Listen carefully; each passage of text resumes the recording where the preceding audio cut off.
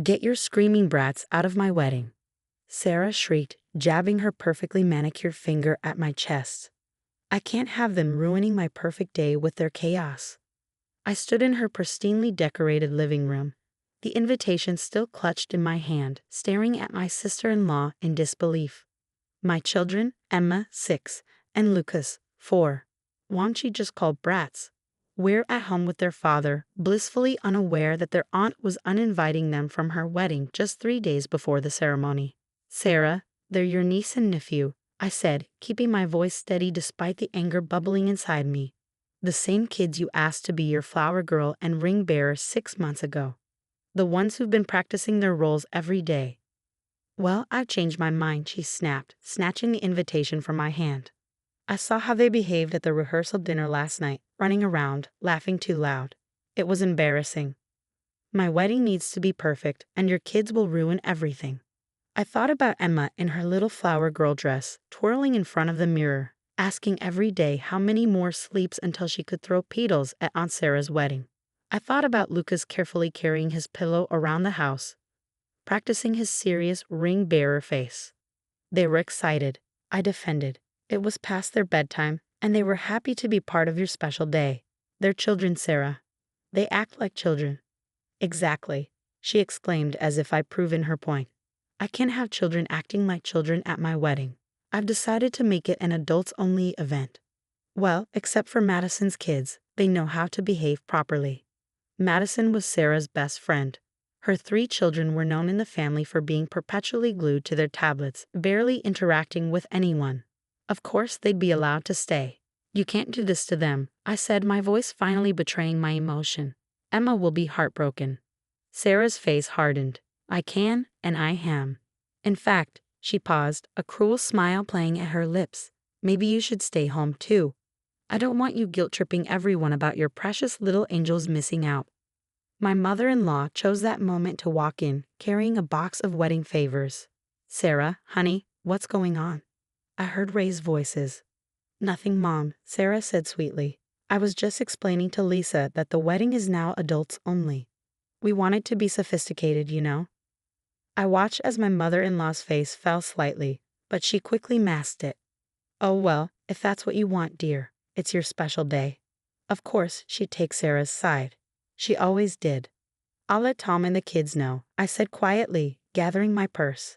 As I turned to leave, Sarah called after me. "Don't forget to return the flower girl dress and ring-bearer outfit. I need a refund since they won't be used." I froze in the doorway, her words hitting me like a physical blow. "The outfits I pay for myself. The ones my children have been so proud of." "Keep them," I said without turning around. "Consider them a wedding gift." As I drove home, my hands gripped the steering wheel so tightly my knuckles turned white. I wasn't just angry, I was livid.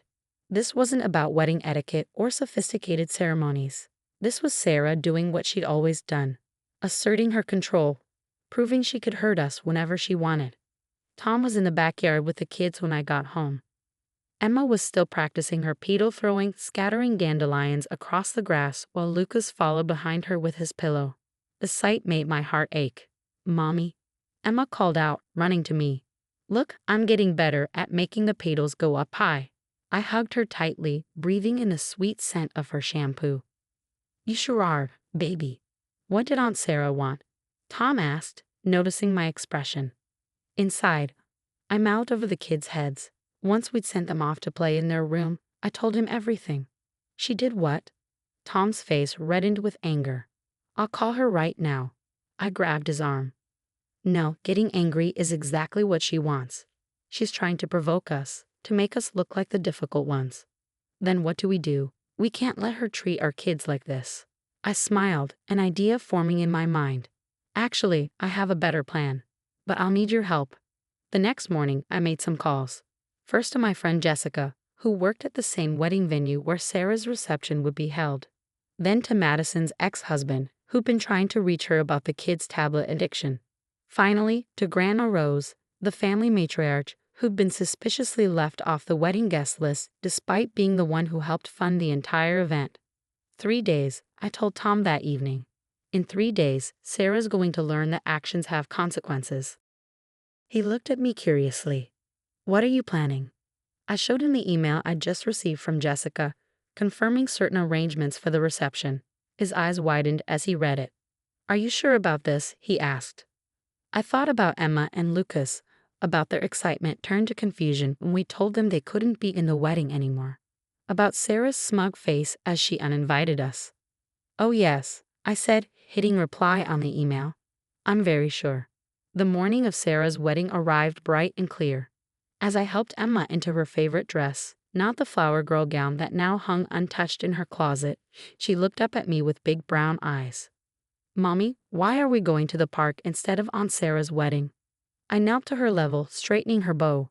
Because today we're having our own special adventure. And guess what? Cousin Jack and Lily will be there too. That news brightened her face. Madison's ex-husband had agreed to take their kids for the day, finally putting his foot down about attending yet another event where they'd be ignored in favor of their tablets. But what about my flower petals? She asked, her lower lip trembling slightly. We'll bring some to the park, I promised, kissing her forehead. You can practice throwing them as high as you want. As Tom took the kids to the car, I checked my phone. 3 messages waited. From Jessica. Everything's set up exactly as you requested. You were right about the venue contract. From Grandma Rose. Just arrived at the church. Sarah's face when she saw me was priceless. Don't worry, dear. I'll handle things from here. From Madison's ex. Kids are with me. They're actually talking and playing for once. Madison's been calling nonstop. Perfect. What Sarah didn't know, what she hadn't bothered to check, was that I was the one who had originally booked the reception venue. 6 months ago, when she was overwhelmed with wedding planning, I'd offered to help. I'd signed the contract, paid the deposit, and handled all the arrangements. The venue was officially reserved under my name. And I just made some last-minute changes. Are you sure you don't want to watch this unfold in person? Tom asked as we drove to the park. I shook my head. No need. Jessica will record everything. Besides, I'd rather spend the day with our kids. The park was beautiful this time of year, full of blooming flowers, perfect for petal throwing practice. We set up a picnic under a large oak tree, and I watched as Emma taught Lucas how to make flower crowns. Around 4 p.m., just as Sarah's reception would be starting, my phone buzzed with a video from Jessica. You have to see this, she texted. I waited until the kids were engrossed in their games before watching it.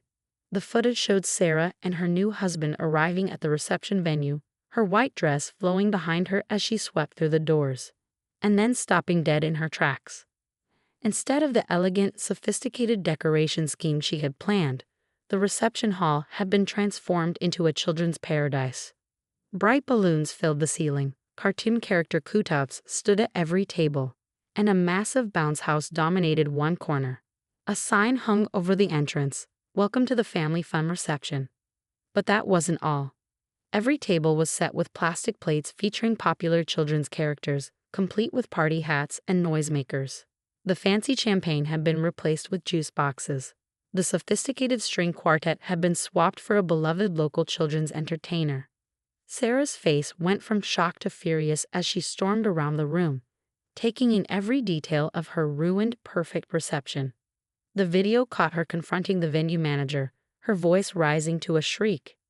This isn't what we planned. This is a nightmare. I'm sorry, ma'am, the manager replied calmly. But these changes were requested by the person who holds the venue contract.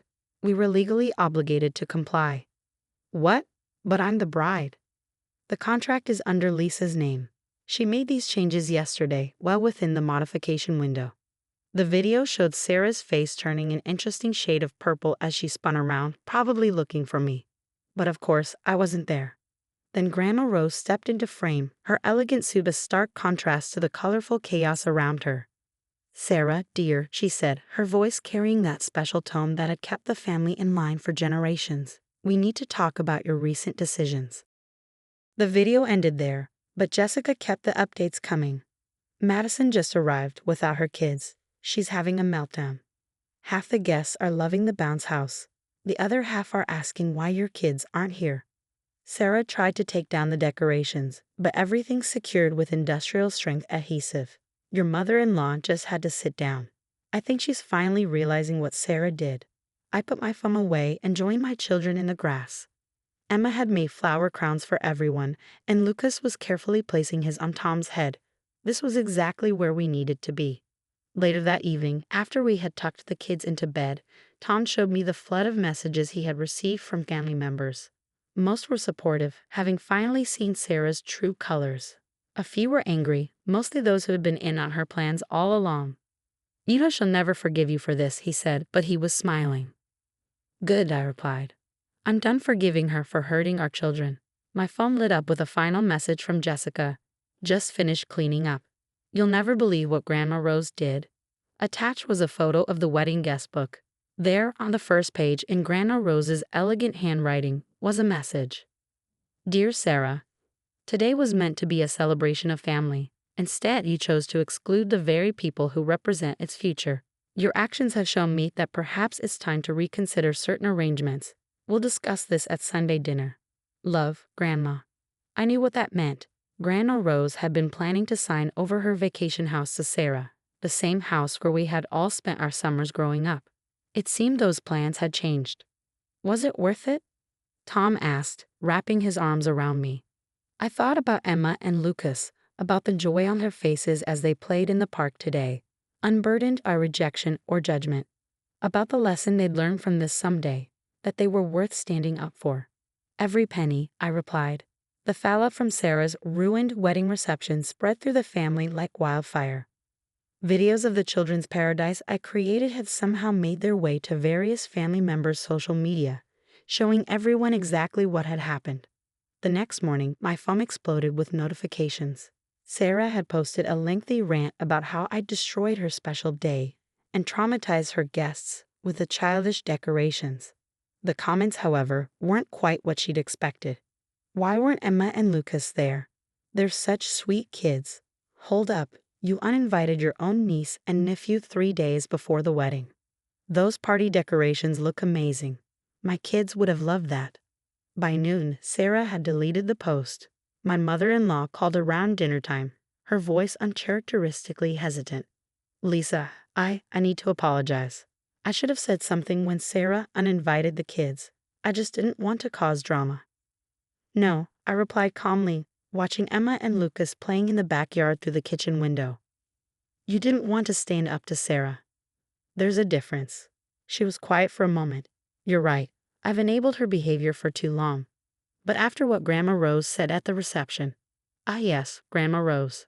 According to Jessica, after that first message in the guest book, our family matriarch had spent the entire reception sharing stories about Sarah's childhood tantrums and pattern of cruel behavior. By the time she finished, several guests had left early, muttering about family values and poor leadership. "What exactly did Grandma Rose say?" I asked, genuinely curious. My mother-in-law sighed. "She announced that the vacation house would be going to you and Tom instead. Said something about needing it to be in the hands of people who understand family values." I hadn't expected that.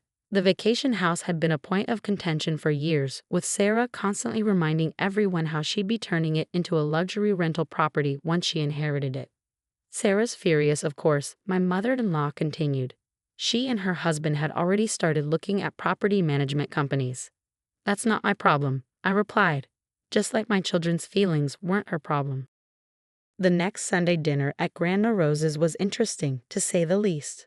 Sarah and her new husband didn't show up, but everyone else did, including Madison's ex-husband with their kids, who were actually engaging in conversation instead of staring at screens. Grandma Rose took me aside after dinner, her eyes twinkling. "I saw the video of what you did at the reception," she said. "Brilliant. Absolutely brilliant."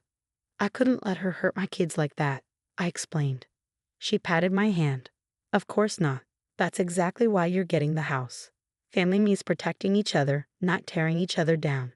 Sarah never understood that. 2 weeks later, we received a formal letter from Sarah's lawyer demanding compensation for her ruined reception.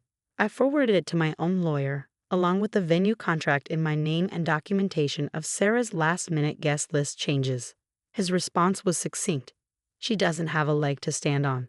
The venue was legally yours to modify." Sarah's next move was to try turning the family against me through a series of emotional social media posts about toxic family members and narcissistic sisters-in-law. But the tide had turned. People had seen her true colors, and they weren't backing down this time. Emma and Lucas, thankfully, remained largely unaware of the drama. We told them Aunt Sarah had to change her wedding plans, and they'd moved on with the resilience only children possess. The flower girl dress and ring bearer outfit were carefully packed away, not as painful reminders, but as evidence of a lesson learned about standing up for what's right. 3 months after the wedding, we hosted our first family gathering at the vacation house. Sarah wasn't there, of course, but the place was filled with laughter and joy. Children ran through the halls, played in the yard, and yes, made noise, because that's what children do. As I watched Emma teaching her cousins how to make flower crowns on the beach, the same skill she perfected that day in the park, Tom came up beside me. "You know," he said, wrapping an arm around my shoulders, "Sarah called me yesterday. Said she's ready to forgive us if we agree to sell her the vacation house." I laughed. "And what did you say?" "I told her that some things aren't for sale, like our children's dignity, for instance. Looking at our kids playing on the beach at the family finally free from Sarah's manipulation, I knew we'd made the right choice. Sometimes the best revenge isn't about getting even. It's about creating something better from the ashes of someone else's cruelty." "Mom," Emma called from the beach, "come see. We made crowns for everyone." As I walked down to join them, leaving thoughts of Sarah and her perfect wedding behind, I couldn't help but smile. Our children would grow up knowing they were valued, protected, and worth standing up for. And in the end, that was worth more than any wedding, any house, or any relationship built on conditional love. The flower crowns we wore that day weren't made of expensive roses or carefully curated blooms. They were made of wild beach flowers, a little crooked, a little messy, but absolutely perfect. Just like family should be,